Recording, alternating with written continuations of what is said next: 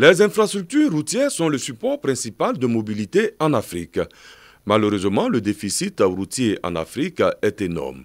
Environ 7 km de route pour 100 km, alors qu'en Europe, pour 100 km, il existe 170 km de route.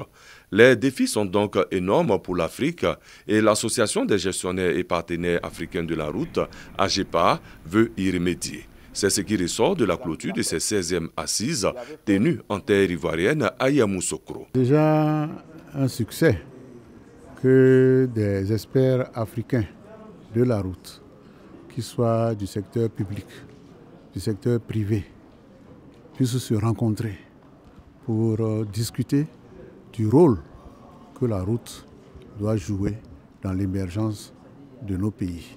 Pendant ces 16e assises, 5 thèmes ont été abordés. La gouvernance ou les questions institutionnelles, la conception géométrique et structurelle des ouvrages, le financement et l'exploitation routière. Des recommandations ont été faites, notamment la nécessité pour les pays africains de se doter de normes et outils de dimensionnement adaptés à leur environnement en vue de garantir la qualité et la durabilité des infrastructures routières. La Côte d'Ivoire, qui du reste a été présentée comme un bon exemple, s'engage à continuer. Ces recommandations que vous avez formulées feront l'objet d'une attention particulière pour ce qui concerne celles qui nous sont adressées.